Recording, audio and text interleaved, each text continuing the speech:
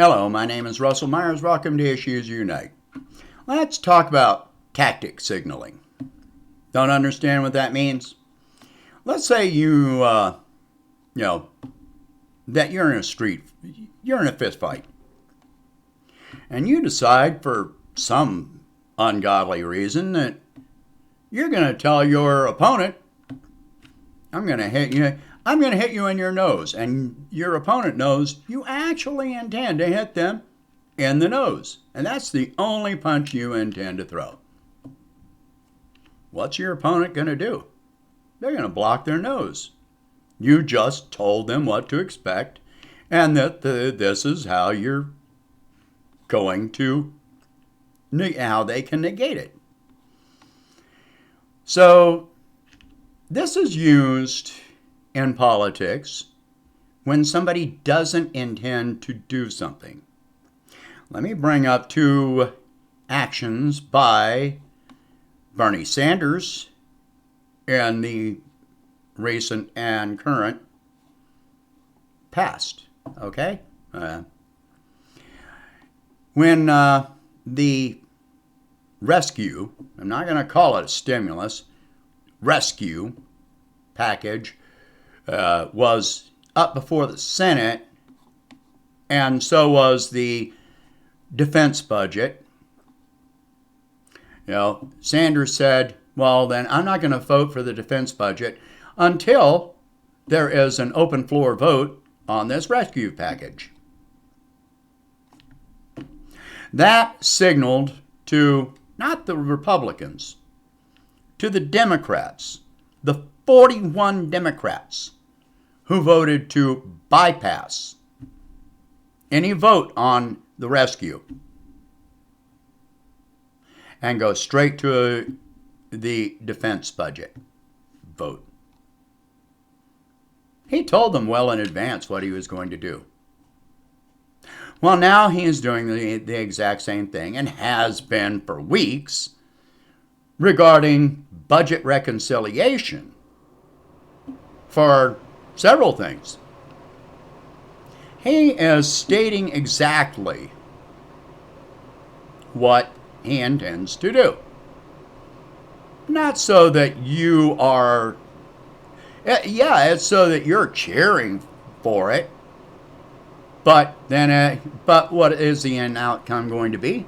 It's going to be, well, we tried, but we couldn't get it passed. The Republicans, he's going to blame the Republicans, even though a number of Democrats are already planning on going against it. $2,000 stimulus is not going to happen. Look at how tactic signaling is not being used. Look at Joe Biden.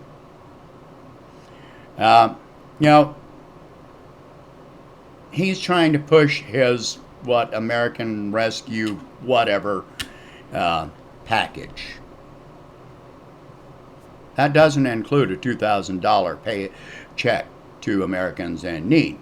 He's already negotiating with Republicans to negotiate this down. He already went from $2,000, it went down to $1,400, and now he's talking with them about reducing it to $1,000. If he's negotiating, which direction do you think it's going to go? It's not going to go up, it's going to go down. Now, he could have passed this stimulus, $2,000, by executive action the very first day in office, like he promised to do. He didn't do it. He could have passed Medicare for all on his very first day in office.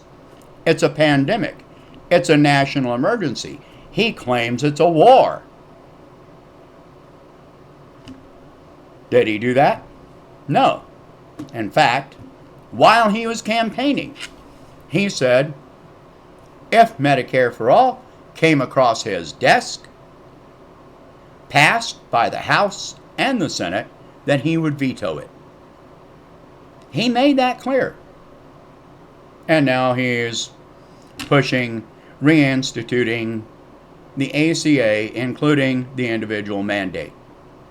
So that even if you don't buy corporate insurance and pay into the profits, you will be fined. The government will act as a collection agency to assess and impose and collect a fine from you. And where does that money go? To the insurance companies. Who's he working for? Is it for you? He is talking about restoring GDP to pre-pandemic levels. What does that mean? Well, let's take a look at some of the things that are included in GDP and put it in the context of the past year. Did you know that your rent counts toward GDP? Your utilities count toward GDP. Your credit card debt, not just what you purchased on your credit card,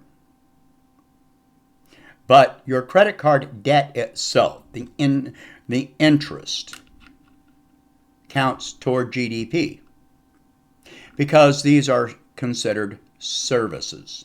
Yes, your rent is considered a service. So what would have happened to the U.S. GDP in the past year if rent... Oh, I left part of this out.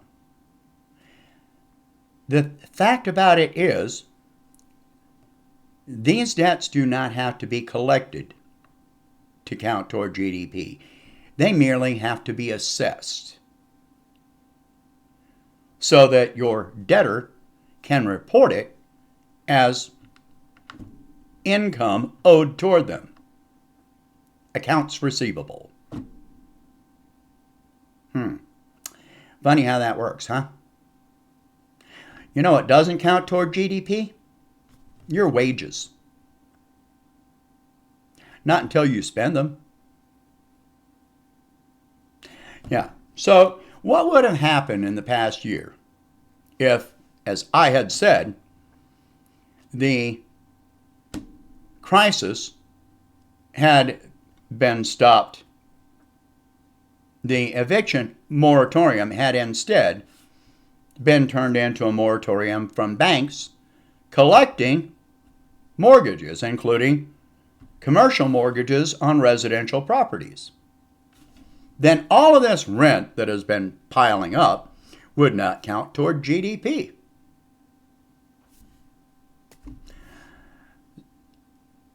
Yes. See, this is why they keep on pushing a moratorium and pushing it back and allowing your debts. If you haven't been able to pay rent, that debt just keeps on piling up, and at some point, you're going to have to pay it.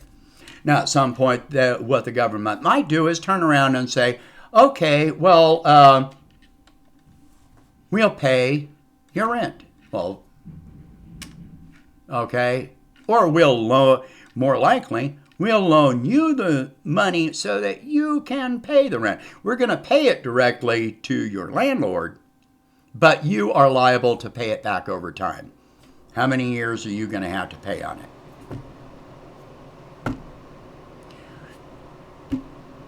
All of these things. Right? GDP means nothing to you. It really doesn't. GDP means nothing to you. If the GDP goes up and you're making minimum wage, do you care? Do you care? It's like the stock market. If you're making minimum wage, you don't own any stock. So, what does the stock market mean to you? Well, the GDP is the same thing. Let me bring something up here. Okay. Once again, I'm going to refer back to unemployment. He's talking about putting people back to work and all this stuff and returning GDP. Okay, if you don't take the hit on the debt right now, then all you're doing is keeping that debt in place and adding it toward GDP. I prefer the unadjusted debt on this. All right, so I already talked about in the first 2 weeks of this year, we hit 1.8 million, 1.8 million new claims for unemployment. Well, for the past week, so that's ending on February 4th. Yep, so that's as of today. Total new claims for unemployment. New claims. 816,000. That's, I know I skipped a week here, but just including 3 weeks out of 4 of this year, we're talking about 2.6 million new jobs, unemployment claims. Do you care about GDP? How's GDP going to grow if people have no money to spend? Well, one way you can increase that, put people back to work, but have them already in debt to owe every penny that they earn for years. Not for months, for years. That's how you grow GDP. You're not going to grow GDP with,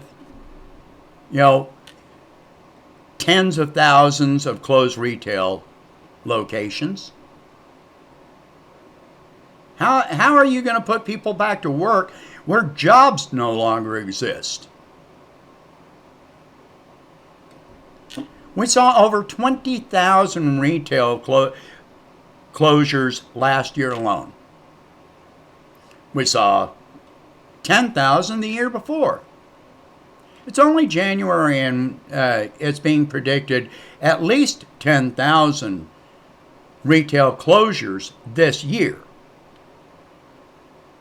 We just passed the end of January, and that prediction was before the end of the month. How are you going to grow GDP that way? If people have no income, they have no jobs, where's this GDP going to come from? I don't have any more answers for that except the more debt you're in, that's where you get that GDP from. As soon as they allow anyone at any level, especially at the bank level, to write off that debt, it stops contributing to GDP. So you just don't allow anybody to write it off. You keep going through this cycle. Push it back, push it back, push it back. Sooner or later, that debt has to be paid, or it has to be written off. So,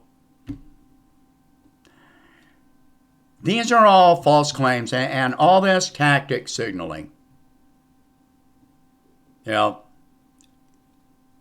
Telling somebody where you're going to hit before you hit, so that they can block your strike. Yeah, that does good, doesn't it, huh? That helps. Yeah. Biden could turn around and say, well, if you don't pass this to help the people of this country, I'm just going to erase this and this and this from the budget you propose. Take out all your little pet projects. Until you start helping the American people, I'm just gonna take down everything that all your rich donors are in favor of. Is he gonna do that? He never has in his entire career. And he's not gonna do it now.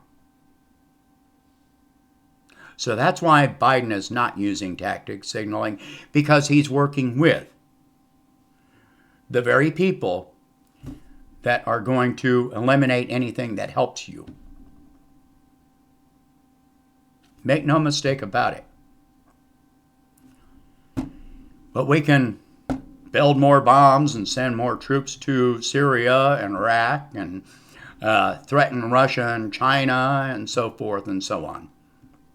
Yeah, because that's going to help you. All right? Share this video. Talk about these subjects. And I will see you in the next one. If you can, please donate $1 a month to help expand the channel. I appreciate it very much. Have a good night.